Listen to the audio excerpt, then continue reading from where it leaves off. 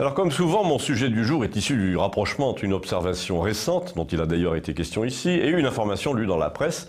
L'observation récente, c'est par exemple le cas de ce jeune crétin là qui trouvait amusant de sillonner les rues sur la roue arrière sans casque et sans pot d'échappement et dont tout le monde attendait qu'il s'écrase contre un camion parce que la police ne pouvait pas prendre le risque de le faire tomber.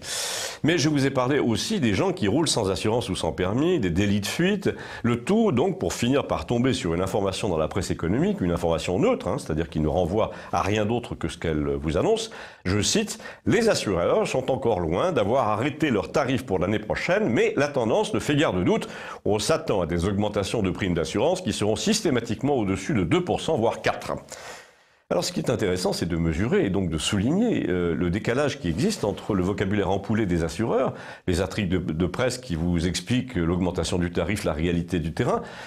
et la réalité du terrain que je vais vous expliquer. On vous dit ce qui pèse sur les tarifs d'assurance, ce sont notamment les tarifs pratiqués par les réparateurs qui eux-mêmes dépendent du poids de l'électronique embarquée. On vous parle des événements climatiques, mais on noie le poisson. Pour ma part, je préfère vous parler d'une fille d'ici, la fille d'un vieux couple que je connais dans cette banlieue sud de Paris, là, qui a un bon travail.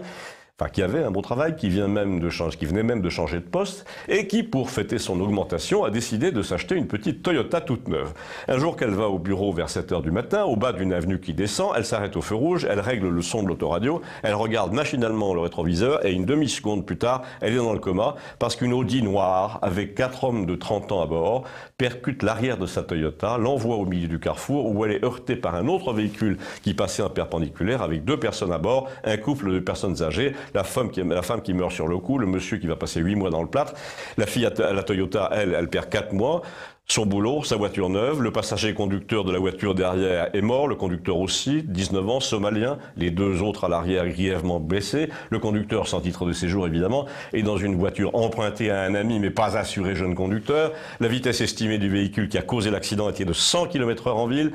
Et qui va payer pour l'étendue invraisemblable des dommages? La réponse se trouve dans les Échos, dans Challenge et toutes ces revues économiques. Celui qui va payer, c'est le conducteur. Comme cette brave fille dont la Toyota est détruite. Une fois sortie de l'hôpital, une fois sa voiture qui avait une semaine remboursée, elle va payer 2% de plus en prime d'assurance, comme tous ces conducteurs placides qui n'ont jamais rien déclaré comme sinistre et qui ne dépassent pas le 50 en ville. Mais dans les Échos et dans Challenge et dans les